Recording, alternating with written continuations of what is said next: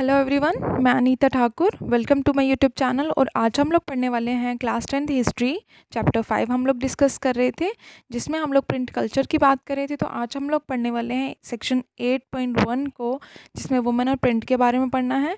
जैसे कि यहाँ पर बताया गया है कि वुमेन जो थी, उनकी लाइव्स और फीलिंग्स जो थी वो बहुत अलग अलग तरीके से लिखी जा रही थी। वुमेन जो थी उनको रीड कर रही थी, और बहुत ज़्यादा लोग जो थे, मिडिल क्लास जो थी, वो इनॉर्मसली क्या कर रही थी, बुक्स को रीड कर रही थी। लिबरल हस्बैंड्स जो थे, जो मतलब उदार दानशील लोग थे, जो फादर्स थे, उन्होंने क्या करना शुरू कर दिया, अपनी गर्ल्स को एजुकेट करना शुरू कर दिया। ठीक है, उनको क्या बताते थे, वुमेन फॉल्क्स के बारे में बताते थे अपने ही घर में। उसके बाद उन्होंने स्कूल्स में भेजना शुरू कर दिया। जब वुमेन को स्कूल्स भेजा गया, और ये कब भेजा जा रहा था, जब सिटीज़ में और टाउन्स में स्कूल्स जो थे वो ओपन हो रहे थे मिड 19th सेंचुरी में। बहुत सारे जर्नल्स जो थे उनमें राइटिंग्स लिखी जाने लगी, जिन जर्नल्स में वुमेन की लाइफ के बारे में, उनको कैसे एजुकेट किया जाए, इन चीज़ों के बारे में फुल एक्सप्लेनेशन मिलती थी। अब उसमें एक पर्टिकुलर सिलेबस भी होता है उन बुक्स में, उन जर्नल्स में, जिसमें कि ये बताया गया होता है कि किस तरह के सब्जेक्ट्स जो हैं, किस तरह की रीडिंग मैटर जो है वो आप लोगों का अटैच किया गया है। जो होम बेस्ड स्कूलिंग होती है, जो घर में ही बच्चों को पढ़ाया जाता है, गर्ल्स को पढ़ाया जाएगा। सिर्फ लिबरल्स, अब इतना तो पता था कि हाँ, सारी फैमिलीज जो थी वो लिबरल नहीं थे, उदारशील नहीं थे। ठीक है, तो यहाँ पर बताया गया जो कंजर्वेटिव हिंदूज थे, उनका ये बिलीव था कि एक लिटरेट गर्ल जो है, एक पढ़ी लिखी लड़की जो है वो विधवा हो जाएगी। अगर वो पढ़ लिख लेगी ना तो वो विधवा हो जाएगी। और जो मुस्लिम्स थे, उनको ये डर था कि अगर एक वुमेन को एजुकेट कर दिया गया, एक लड़की को एजुकेट कर दिया गया, तो भ्रष्ट हो जाएगी, मतलब वो करप्टेड हो जाएगी। तो वो क्या करेगी, हमें पता नहीं चलेगा वो क्या पढ़ रही है, तो वो उर्दू रोमांसेस को पढ़ना शुरू कर देगी। उसके बाद कुछ रेबल वुमेन जो थी, उन्होंने क्या कहा, उन्होंने कहा कि यहाँ पर प्रोहिबिशन होनी चाहिए। क्या, क्यों प्रोहिबिशन होनी चाहिए, कि मतलब ना बहुत सारी ऐसे स्टोरीज सामने आई, जिससे कि ये बताया गया कि वुमेन के साथ बहुत ज़्यादा मतलब डिस्क्रिमिनेशन किया जा रहा था, वॉट एवर इस तरह की चीज़ें। तो एक स्टोरी थी गर्ल की, जो कंजर्वेटिव मुस्लिम फैमिली से बिलोंग करती थी, नॉर्थ इंडिया से। वो सेक्रेटली सीख रही थी, क्या सीख रही थी, पढ़ना और लिखना, उर्दू सीख रही थी। जबकि उसके फैमिली जो थी वो चाहती थी कि वो अराबिक कुरान को स्टडी करे और उसी को ही समझे। ठीक है, लेकिन वो अराबिक लैंग्वेज को बिल्कुल भी नहीं समझ सकती थी, मतलब कि उसकी समझने की मतलब एबिलिटी जो थी वो बहुत कम थी। इसलिए उसने क्या किया, उसने खुद को मतलब खुद से ही उर्दू लैंग्वेज को सीख लिया। और ईस्ट बंगाल में क्या हुआ, अर्ली 19th सेंचुरी में रस सुंदरी दाबी नाम की एक लड़की थी, मैरिड थी वो लड़की। वो ऑर्थोडॉक्स हाउस होल्ड से बिलोंग करती थी, जहाँ पर लोग मतलब टोटली बिलीव करते थे रिलीजन में। ठीक है, तो उसने क्या किया, वो अपनी किचन में बैठ के क्या करती थी, किसी को बिना बताए वहाँ पे पढ़ती थी, और बाद में उसने खुद की ऑटोबायोग्राफी लिखी, जिसमें ऑटोबायोग्राफी का नाम क्या था, अमर जीवन। ठीक है, तो वो पब्लिश हुई 1876 में। और फर्स्ट फुल लेंथ ऑटोबायोग्राफी जो थी वो बंगाली लैंग्वेज में इसी के द्वारा लिखी गई थी। उसके बाद यहाँ पर बताया गया सोशल रिफॉर्मर्स जो थे, और साथ में नॉवेल्स जो थे, वो क्या कर रहे थे, वुमेन के लाइफ्स के बारे में, उनके इमोशंस के बारे में, उनके साथ किस तरह का डिस्क्रिमिनेशन हो रहा है, उनका इंटरेस्ट क्या है, उनकी लाइफ्स किस तरह से मतलब वो खुद को किस तरह से सर्वाइव करवाती हैं, इस तरह की सारी चीज़ें उनके नॉवेल्स में लिखी जाती, जो वुमेन के द्वारा लिखी जा रही थी।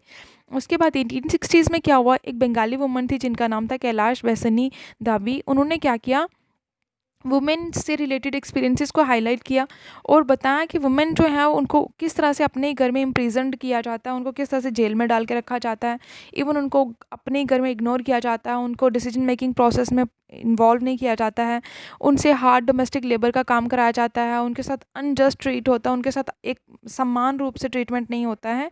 ठीक है, उसके बाद 1880s में जब रिंडरपेस्ट अफ्रीका में आई थी, तो उस टाइम पर क्या हुआ, महाराष्ट्र जो था, वहाँ पर एक ताराबाई शिंदे और पंडिता रमाबाई जो थी, उन्होंने क्या किया, एंगर और मिजरेबल लाइफ जो थी, अपर कास्ट की हिंदू वुमेन जो थी, स्पेशली विडोज़ के साथ जो भी डिस्क्रिमिनेशन होता था, उनसे रिलेटेड उन्होंने क्या किया, मतलब कि मतलब अपने उनके एक्सपीरियंसेस को लिखना शुरू कर दिया। एक वुमेन थी तमिल कि उन्होंने एक नॉवल लिखा, तमिली नॉवल लिखा, जिसमें उन्होंने अपनी मतलब बहुत ही सोशल रेगुलेशंस के बारे में लिखा, कि किस तरह से सोशल रिस्ट्रिक्शंस जो हैं वो लगाई गई हैं, ताकि हम लोगों को एक कन्फाइंड एरिया में रखा जाए। बहुत सारे ऐसे रीजन्स थे जिनके अकॉर्डिंगली वो बोल सकते थे कि हमारी आधे से ज़्यादा जो हैप्पीनेस है वो मतलब सिर्फ़ और सिर्फ बुक से मिल रही है, क्योंकि हम लोग अपने एक्सपीरियंसेस को खुद से स्टडी कर सकते थे। उसके बाद यहाँ पर बताया गया उर्दू, तमिल, बंगाली और मराठी प्रिंट जो था वो भी डेवलप होना शुरू हो गया। ठीक है, हिंदी प्रिंट जो था वो सीरियसली 1870s में स्टार्ट हुआ और सून बहुत बड़ा लार्ज एक सेगमेंट था जिसको कहीं ना कहीं एजुकेशन, वुमेन की एजुकेशन से रिलेटेड था। फिर उसके बाद अर्ली 20th सेंचुरी में देखा गया कुछ जर्नल्स, कुछ रिटर्न में एडिशंस आना शुरू हो गए जो कि वुमेंस के द्वारा दिए गए थे और ये बहुत ज़्यादा पॉपुलर भी हो रहे थे। उसके बाद उनने वुमेन से रिलेटेड इश्यूज जो थे वो लिखना शुरू कर दिए, लाइक वुमेन की एजुकेशन को लेकर, विडोहुड, विधवा जो मतलब औरतें होती हैं उनके लिए, विडो रीमैरिज कि ये जो विधवा होती है उनकी दोबारा से शादी होना चाहिए, और नेशनल मूवमेंट से रिलेटेड बातें जो थी वो जर्नल्स में, नॉवेल्स में लिखना शुरू कर दिया। उनमें से बहुत सारी चीज़ें जो थी वो हाउस होल्ड और फैशन से रिलेटेड थी, उसमें वुमेन को लेसन दिया जाता और साथ में इंटरटेनमेंट के लिए शॉर्ट स्टोरीज़ और सीरियलाइज्ड नॉवेल्स को लिखा जाने लगा। पंजाब में भी इसी तरह का फोल्क लिटरेचर जो था वो लोक, हम लोग जो बोल सकते हैं कि लोक कला जो थी उसको प्रिंट करा जा रहा था। कब प्रिंट करा जा रहा था? अर्ली 20th सेंचुरी में। रामचड्ढा जो थे वो पब्लिश्ड, उन्होंने क्या किया, उन्होंने बहुत ज़्यादा मतलब पब्लिशिंग करी किसकी, स्त्री धर्म विचार की, जिससे कि वो वुमेन को टीच करा सकें। और उसमें लिखा गया था कि वुमेन को किस तरह से ओबीडियंट, किस तरह से आज्ञाकारी बनाया जा सकता है। खालसा ट्रैक्ट सोसाइटी जो थी उनने कहा कि चीप बुकलेट्स होनी चाहिए जिसमें एक सिमिलर मैसेज ही होगा, किससे रिलेटेड, जैसे स्त्री धर्म विचार में था कि वुमेन को किस तरह से ओबीडियंट बनाया जाए। और बहुत सारी ऐसी फॉर्म्स थी, बहुत सारे ऐसे डायलॉग्स बताए गए जिसमें कि एक गुड क्वालिटी जो थी, मतलब कि एक अच्छी औरत कैसे बना जा सकता है, उसके बारे में लिखा गया था। बंगाल में बताया गया जो इंटायर एरिया था, जैसे सेंट्रल कोलकाता हो गया, वहाँ का बटाला रीजन हो गया जैसे, ठीक है। उसके बाद वहाँ पर बुक्स जो थी, प्रिंटिंग जो हो रही थी वो मोस्टली मतलब वुमेन से रिलेटेड ही हो रही थी।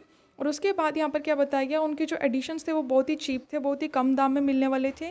और रिलीजियस टेक्स्ट के बारे में लिखा गया, स्क्रिप्चर्स के बारे में लिखा गया और साथ ही साथ लिटरेचर के बारे में लिखा गया।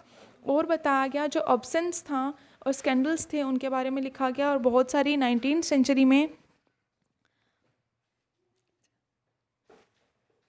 किचन में जा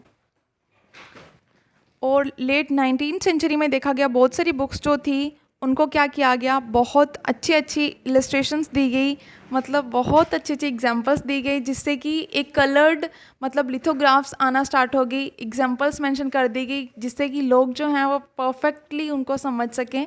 ठीक है। और पेडलर्स जो थे वो बटाला रीजन से क्या करते, जो पब्लिशिंग हाउस थे, मतलब पब्लिशिंग जहाँ पे बुक्स को पब्लिश करा जाता वहाँ से बुक्स को लेते और घर घर जाके उनको होम टू होम उनको सेल करते। ठीक है।